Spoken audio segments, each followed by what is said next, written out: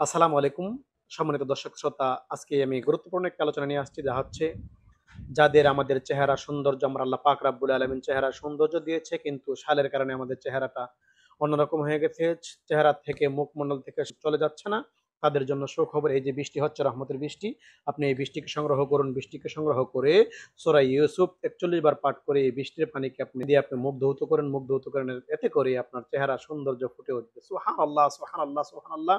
বিশেষ করে আজকে আমি যে আলোচনা করব তা হচ্ছে আমাদের অনেক ভাবা রয়েছে, অনেক বোন রয়েছে, অনেক মা রয়েছে যাদের রাত্রিবেলা ঘুম আসে না। অনেক কষ্ট করার পরে ঘুম আসে না। অনেক ট্যাবলেট খাওয়ার পরে ঘুম আসে না। রাত্রে একের পর এক সিগারেট খাচ্ছেন, তারপর আপনার ঘুম আসছে না। আপনাদের জন্য সুন্দর একটি আমল নিয়ে আসছি, ছোট একটি দোয়া নিয়ে আসছি। আপনারা যদি এই দোয়াটির আমল করেন, অবশ্যই আপনাদের ঘুম আসবে। তা হচ্ছে فضربنا على آذانهم في الكهف فضربنا على آذانهم في الكهف। যদি কেহ এই আমল করে, যদি কেহ এই দোয়াটি কয়েকবার, কয়েক মর্তবা, কমপক্ষে ৭ বার পাঠ করে, তাহলে আল্লাহ পাক রাব্বুল আলামিন ওই ব্যক্তিকে ঘুমের একটি শান্তি তার ঘুমাতে পারবে। সুবহানাল্লাহ, সুবহানাল্লাহ, সুবহানাল্লাহ। তো যাদের ঘুম আসে না, যাদের অশান্তি, টেনশন, বিভিন্ন ঝামেলার কারণে আপনাদের ঘুম আসে না, রাত্রিবেলা অনেক সিগারেট খাচ্ছেন, তারপর আপনার ঘুম আসতেছে না।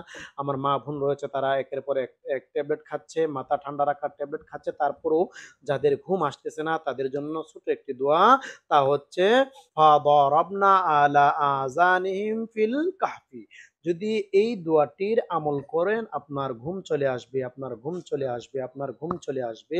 এছাড়াও আরেকটি আমল রয়েছে, যাদের ঘুম আসে না, আপনারা ওযু করে নামাজের মুসল্লা নিয়ে আসবেন। নামাজের মুসল্লায় আপনি নামাজের জন্য দাঁড়িয়ে যাবেন।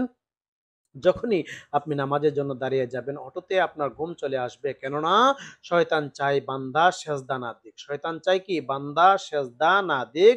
সেজদা দিলে শয়তানের সহ্য হয় না। এইজন্য আপনি যখন নামাজে দাঁড়িয়ে যাবেন, তখন শয়তান কি করবে? আপনার চোখে ঘুম দিবে, আপনাকে মালিশ করবে, আপনাকে মেসেজ করবে যে, "বাবা, মা, আপনি শুয়ে যান, আপনি ঘুমিয়ে যান।" আপনার চোখে ঘুম চলে আসবে। আর বিশেষ করে আমরা অবশ্যই আল্লাহ পাক রাব্বুল আলামিনকে সাজদা দিব, কিন্তু আমরা মসজিদে যাই, নামাজ পড়ার জন্য যাই। যখন আমাদের মসজিদে একামত হয়, আজান হয়, তখন দেখা গেল এক শ্রেণীর কিছু মানুষ রয়েছে যারা আমাদের অফ করার জন্য বিদ্যুৎ অফিস থেকে শাটডাউন করে দেয়। বিদ্যুৎ চলে যায়, আমরা নামাজে দাঁড়াবো, কিন্তু দেখা গেল বিদ্যুৎ চলে গেছে। এসি চালাবো, দেখা গেল বিদ্যুৎ চলে গেছে। আমরা কষ্ট করে সাজদা দিই। যারা আমাদেরকে এই সাজদা দিতে বাধা দিয়ে, বোঝা গেল তারা শয়তানের চালা, তারা হচ্ছে শয়তানের মুরিদ। আল্লাহ পাক রাব্বুল আলামিন তাদেরকে যেন সঠিক বুঝ দান করে, তারা যেন কমপক্ষে আমাদেরকে নামাজের সময় বিদ্যুৎটা না নেয়। প্রায় সময় প্রতিনিয়ত আমরা দেখতেছি, যখনই আমরা মাগরিবের নামাজে আসবো, বিদ্যুৎ চলে যাচ্ছে।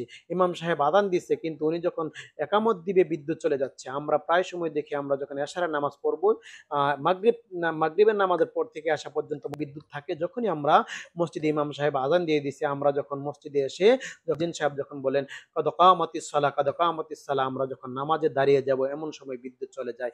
তাহলে কি বোঝা গেল? যে যাতে মুসল্লিরা সুন্দরভাবে নামাজ না পড়তে পারে, যারা সাজদা দিতে, আমার আল্লাহকে সাজদা দিতে যারা বাধা দেয়, তারা হচ্ছে শয়তানের লোক, তারা হচ্ছে শয়তানের অনুসারী।